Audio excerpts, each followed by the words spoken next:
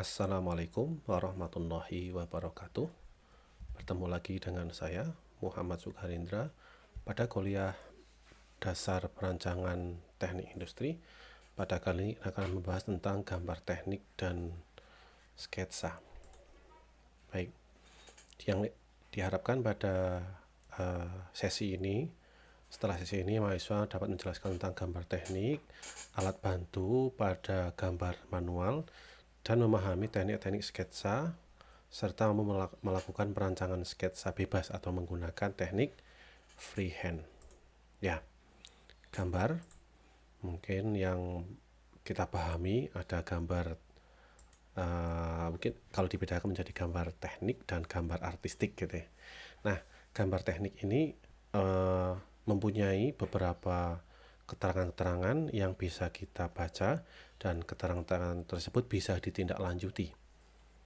Kemudian gambar artistik itu tidak mempunyai keterangan ataupun simbol-simbol tertentu yang memuat tujuan untuk ditindaklanjuti. Gambar baik teknik maupun artistik biasanya itu suatu ide gitu ya, merupakan satu garisan yang jelas dari satu ide atau gagasan. Namun tadi sudah dibedakan ya di dalam gambar teknik maupun gambar artistik. Dan gambar di dalam gambar teknik tentunya ini digunakan sebagai bahasa. Karena digunakan sebagai bahasa, maka gambar harus bisa meneruskan keterangan, informasi secara objektif dan tepat. Oleh karenanya biasanya dalam gambar teknik sudah didesain sedemikian rupa beberapa simbol, aturan yang disepakati bersama, sehingga ini menjadi aturan bersama. Kalau ada suatu misalkan simbol lingkaran dicoret misalkan, itu merupakan simbol diameter, maka itu yang bisa dikatakan sebagai bahasa dalam kalangan orang-orang teknik. Gambar juga bisa digunakan sebagai dokumentasi dan pengembangan. Kalau kita mendesain suatu produk, maka kita mempunyai namanya gambar tekniknya. Nah, produk tersebut setelah jadi maka kita coba pasarkan. Dalam proses pemasarannya mendapatkan masukan dari konsumen misalkan. Nah, masukan itulah kemudian misalkan merujuk pada perubahan-perubahan tertentu pada gambar teknik. Itu yang digunakan sebagai dokumentasi. Nah, karena ada masukan maka butuh dikembangkan. Nah, pengembangan itu biasanya berdasar pada dokumen yang telah disusun. Sehingga dokumentasi dan pengembangan ini punya keterkaitan yang kuat. Yap, tujuan dari gambar teknik ada internasionalisasi gambar, ada sistematika gambar, kemudian ada namanya modernisasi gambar. Nah, saya ingin menjelaskan bahwa 3 poin pertama ini merupakan satu kesatuan, di mana tadi sudah saya sampaikan sedikit, saya singgung bahwa simbol gambar, kemudian angka huruf tertentu menunjukkan suatu karakter, maka itu kemudian disepakati bersama secara internasional dan digunakan sebagai bahasa. Sehingga kita sepakati, tadi sudah saya contohkan, ada lingkaran kemudian ada coretan di tengahnya, itu sebagai simbol diameter, maka kemungkinan besar itu sama, bahwa semua memahami bahwa itu sebuah simbol diameter. Kemudian modernisasi gambar. Modernisasi gambar ini kaitannya dengan perkembangan teknologi, di mana perkembangan teknologi sekarang sudah sangat pesat, sehingga CAD atau Computer Aided Design sudah banyak sekali digunakan. Bahkan sekarang ada CAD, CAE, CAM yang digunakan untuk membantu proses dalam perancangan produk dan pembuatan produknya. Kemudian dalam hal penyederhanaan gambar, dalam gambar teknik didesain sedemikian rupa untuk mempermudah. Namun sekali lagi tadi ada sistematika gambar dan internasionalisasi gambar sudah disepakati. Misalkan contoh di sini di kanan slide ini ada gambar roda gigi. Kalau kita harus menggambar satu persatu giginya, maka akan membutuhkan waktu yang lama. Namun dalam penyederhanaan didesain sedemikian rupa agar mempermudah dalam proses desain, tapi dimengerti bahwa ini di sisi kanan slide atau kiri slide atau kanan kita itu bahwa ada sebuah lingkaran, kemudian ada garis strip titiknya, ini merupakan simbol roda gigi. Itu yang kita sebut sebagai penyederhanaan. Contoh lain adalah pegas. Pegas kalau di dalam kolom pandangan ini ya digambar sedemikian rupa sehingga menyerupai pegas. Namun dalam konteks penyederhanaan dalam gambar teknik dapat digunakan dalam cukup menggunakan garis zigzag semacam itu.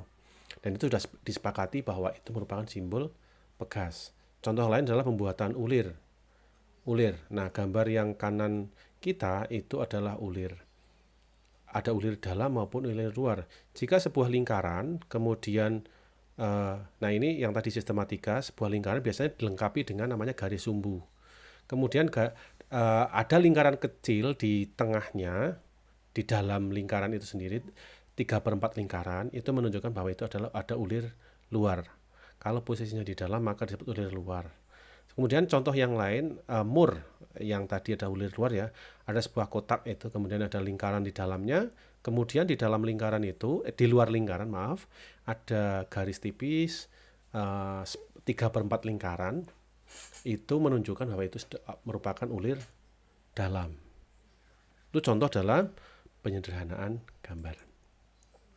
Kemudian jenis garis yang digunakan dalam gambar teknik. Saya akan menyampaikan 4 jenis garis yang sering digunakan. Yang lainnya silahkan dipelajari sendiri. Silahkan dibaca di referensi yang sudah saya unggah. Misalkan yang pertama adalah jenis gambar tebal kontinu. Nah, dalam gambar teknik tebal itu ada 2, 0,5 atau 0,7. Itu jenis garis tebal.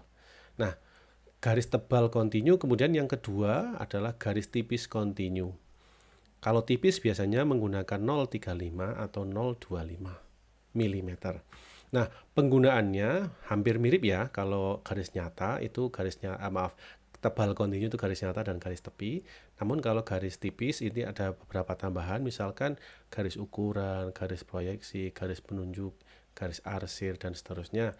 Ini merupakan fungsi untuk jenis garis tipis kontinu. Kalau tadi saya menyebutkan 3 yang sering banyak digunakan, saya akan menyebutkan yang ketiga adalah garis gores. Baik tebal maupun kontinu itu bisa dipilih. Fungsinya sama, yaitu garis nyata terhalang atau garis tepi terhalang. Nah, garis tebal, gores tebal maupun tipis ini bisa digunakan. Fungsinya tadi garis nyata terhalang dan garis tipis terhalang. Kemudian jenis garis keempat yaitu strip titik atau garis gores titik tipis. Nah, ini tipis ya, menggunakan 0,35 atau 0,25. Fungsinya sebagai garis sumbu, garis simetri, dan garis lintasan. Yang lain monggo silahkan dicermati dan masih banyak yang lain, monggo. Baik. Kemudian dalam gambar teknik ada beberapa aturan, misalkan proses nyambung ini. Di baris pertama misalkan sambungan pada ujungnya itu yang benar adalah disambung, pada ujungnya itu disambung yang benar jika menggunakan garis gores. Nah, yang baris kedua itu menunjukkan salah karena di situ terpisah. Kalau baris ketiga itu harusnya yang benar itu dipisah. Baris keempat yang salah kalau misalkan disambung. Begitu. Kira-kira itu beberapa aturan sederhana dalam gambar teknik untuk penggunaan garis gores. Kemudian alat bantu alat gambar yang lain, misalkan ada kertas gambar, pensil gambar, baik manual maupun mekanik, kemudian ada pena gambar gitu ya. Kemudian ada jangka atau penggaris, siku, dan segitiga. Biasanya penggaris itu untuk gambar teknik manual kita menggunakan 2 penggaris sekaligus untuk mempermudah gitu ya. Kemudian ada alat penunjang yang lain. Khusus untuk kertas gambar itu ada berbagai macam ukuran. Kalau tadi di pensil gambar paling enggak 2 gitu ya. Kertas gambar dari A0 sampai A4. Kalau A0 itu 1189 mm kali 841 mm.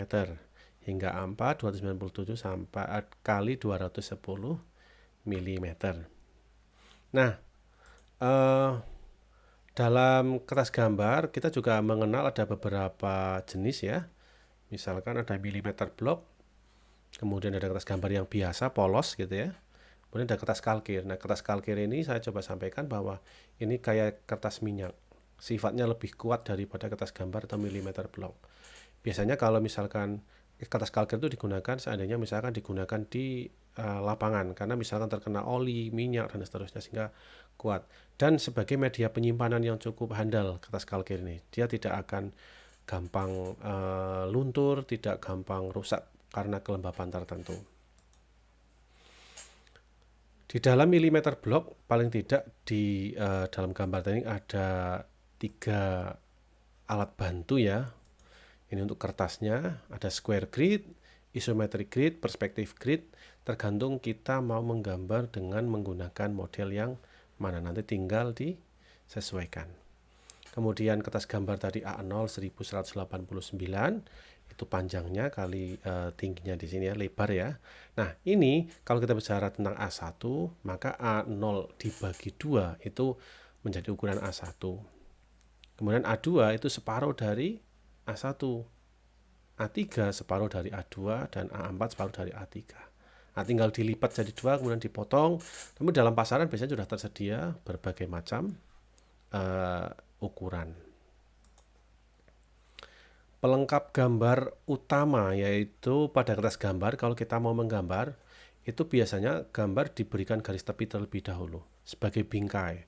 Kemudian setelah diberi garis tepi, gambar dilengkapi dengan kepala gambar. Kepala gambar biasanya sebagai identitas dan informasi yang lain terkandung di dalam gambar itu. Kemudian tanda tengah itu ya tengah-tengah dari baik sumbu Y maupun sumbu X-nya kita berikan tengah-tengah, tanda tengahnya. Kemudian pelengkap tambahan yang lain ada tanda orientasi, referensi, sistem kisi, dan tanda pemotongan bisa ditambahkan jika ada. Jika tidak ada, 3 poin di atas sudah cukup mewakili. Jika kita menggambar, kita juga akan bisa memposisikan kertas gambar itu menggunakan berdasarkan portrait maupun landscape. Namun yang perlu dicermati, kepala gambar atau etiket gambar itu biasanya terletak pada kanan bawah, baik portrait maupun landscape. Ya, diberikan garis tepi terlebih dahulu, kemudian diberikan kepala gambar yang letaknya biasanya di kanan bawah. Kemudian ini jenis etiket gambar yang biasa digunakan. Dalam etiket gambar ini ada beberapa contoh ya gitu ya. Namun saya biar kelas ini seragam, maka disepakati kita menggunakan tipe yang atas. Nah, monggo dicermati, saya coba menjelaskan tentang kontennya saja. Pada kiri atas ada gambar. Gambar itu menunjukkan simbol proyeksi. Kemudian ada skala, itu skala yang digunakan. Misalkan 1:2 berarti pengecilan misalkan. Nah, itu harus dituliskan di situ. Kemudian ada ukuran, misalkan menggunakan satuan sentimeter atau milimeter misalkan. Tanggal-tanggal dibuat digambar oleh siapa, departemen itu nanti digantikan dengan program studi atau kelas gitu ya. Kemudian dilihat itu misalkan oleh supervisor, dalam konteks ini misalkan oleh dosen. Nah, kemudian ada peringatan. Peringatan itu adalah petunjuk dari peringatan-peringatan catatan dari oleh yang melihat atau supervisor. Institusi yang membuat judul dari gambar tersebut misalkan gambar bracket atau yang lain. Nomor itu khususnya untuk untuk dokumentasi, biasanya kan disimpan dalam lemari. Nah, itu diberikan nomor agar mudah dalam proses pencarian. Kalau A3 itu merupakan ukuran kertas gambar. Baik, dalam gambar teknik dikenal ada 2 misalkan. Saya menyederhanakannya menjadi seperti ini. Yang sisi kiri kita atau freehand itu ya, yang freehand itu merupakan metode untuk mengkomunikasikan ide desain secara cepat. Dokumentasi tahap awal dalam fase perancangan. Visualisasi bentuk suatu benda yang diimajinasikan. Jadi kadang-kalanya misalkan kita lagi termenung gitu mendapatkan ide tertentu, ya silahkan digambar. Nah, itulah menggunakan konsep freehand. Nah, kalau yang sisi kanan itu menggunakan model digital. Nah, ini tadi ada modernisasi tadi disampaikan di atas ya. Nah, digital ini bayangan saya adalah adanya computer aided design. Nah, ini juga menjadi penting karena begini, freehand itu menggambar menggunakan tangan itu tentunya kemampuan masing-masing orang itu berbeda, sehingga hasil dari gambar yang dihasilkan itu juga bervariasi, tidak mungkin sama gitu ya. Namun dengan konsep digital, dengan prosedur yang sama, diberikan step by step yang sama, kemungkinan besar itu hasilnya sama, sehingga konsistensinya bisa dijaga. Nah, tapi dewasa ini memang sudah sangat marak terkait dengan model digital. Ya, ini contoh sketsa.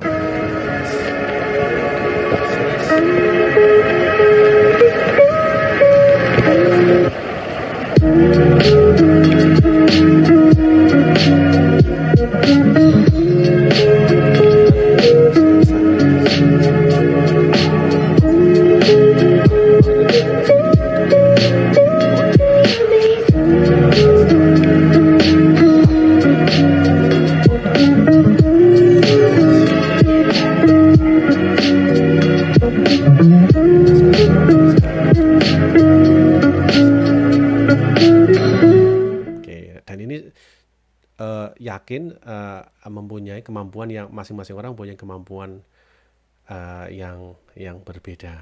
Ini contoh yang lain jika menggunakan sketsa bebas. Dan perlu diketahui bahwa ternyata di dalam desain pengembangan kendaraan-kendaraan bermotor semacam ini, sketsa bebas itu masih digunakan sampai hari ini. Sampai hari ini masih digunakan. Itu contohnya. Ya karena emang kecepatan misalnya punya ide langsung kita desain kan. Tapi kalau menggunakan software kan harus belajar software terlebih dahulu misalkan. Sehingga perlu effort yang lebih. Tapi kalau yang ini yang terkait dengan skill dan kemampuannya. Oke, baik, kita lanjutkan. Ini adalah contoh ketika menggunakan sketsa bebas, misalkan begini. Nah, ini tahapan-tahapan misalkan ada step 1, step 2, ya memang kita harus praktek ya. Harus praktek, nanti mungkin di lain waktu atau mungkin ada penugasan praktek, Anda akan mencoba menggambar menggunakan sketsa bebas. Ini contoh menggunakan sketsa bebas. Kalau kita lihat bersama, garisnya tidak tidak rata sepenuhnya gitu ya, karena menggunakan tangan atau ini karena sketsa bebas kan tidak menggunakan penggaris atau bantuan yang lain. Nah, ini contoh misalkan nanti ini buat penugasan ya. Tenang saja karena akan ada beberapa penugasan. Ya, ini sketsa garis lurus ya. Tentunya tadi saya sampaikan kemampuannya masing-masing, tapi konteks dalam teorinya ya garis lurus itu ya seperti yang paling atas gitu ya. Meskipun kalau saya pernah lihat di Instagram itu orang membuat lingkaran tanpa bantuan apapun dan lingkaran itu bisa bulat sempurna gitu tanpa menggunakan alat bantu. Nah, itu skill yang luar biasa. Kemudian ini contoh menggunakan membuat lingkaran menggunakan sketsa bebas gitu ya. Contoh-contoh seperti itu. Nah, ini. Oke. Dalam kita menggambar harusnya proporsional gitu ya. Proporsional itu maksudnya begini. Jika kita menggambar satu garisnya itu 5 cm misalkan. Kemudian ada garis kedua yang panjangnya 10 cm. Mestinya dalam konteks proporsional, maka yang 10 cm itu panjangnya 2 kali lipat dari yang 5 cm. Kan kita tidak menggunakan alat bantu, hanya kertas dan pensil atau alat goresnya. Sehingga tanpa penggaris kita bisa mengira-ngira bahwa kalau misalkan di sana itu kira-kira 5 cm dan yang garis kedua adalah 10 cm. Nah, kita dibikin proporsional. Artinya 2 kali kalau 10 cm itu 2 kali 5 cm. Itu yang kita sebut sebagai proporsional. Ini contoh lagi ya. Nanti untuk latihan saja. Ini juga contoh nanti untuk latihan. Ini lebih lengkap mungkin nanti untuk latihan yang ada di proyeksi. Tapi coba saya sampaikan yang kanan slide ini atau kiri kita itu merupakan sebuah gambar yang diproyeksikan atau diposisikan dalam posisi isometri atau 3 dimensi. Dan yang kanan itu dalam 2 dimensi itu menggunakan prinsip ortogonal. Kalau yang kanan tadi isometri, kalau dinaikin berarti kategorinya adalah pictorial. Kalau yang kanan kanan kita itu dalam 2 dimensi dalam konteks ortogonal. Insya Allah dalam materi selanjutnya tentang proyeksi. Nah, ini contoh gambar teknik yang sudah disusun sedemikian rupa sehingga layoutnya itu sudah disusun sedemikian rupa. Misalkan gini, tadi saya sampaikan bahwa di etiket gambar itu ditaruh di kanan bawah. Kita lihat di sini ada etiket gambar yang berbeda, namun tadi konteksnya sama ya, informasinya kira-kira serupa. Dan ini gambar yang sudah disusun sedemikian rupa. Ini gambar 3 dimensinya di sini, di ujung kanan, kiri atas dari kita misalkan. Kemudian yang lain disusun sedemikian rupa sehingga cukup layoutnya bagus dipandang, baik posisinya maupun secara penglihatan kita. Jadi ini nanti kalau Anda menggambar, paling tidak itu didesain sedemikian rupa sehingga nanti hasilnya atau layoutnya kira-kira semacam itu. Jangan lupa ketika mau menggambar, garis terlebih dahulu, kemudian diberikan etiket gambar dengan keterangan-keterangan yang telah ditentukan, baru Anda mulai menggambar. Mungkin itu dulu dari saya untuk materi gambar teknik dan sketsa. Materi proyeksi insya Allah akan disampaikan berikutnya. Demikian dari saya. Assalamualaikum warahmatullahi wabarakatuh.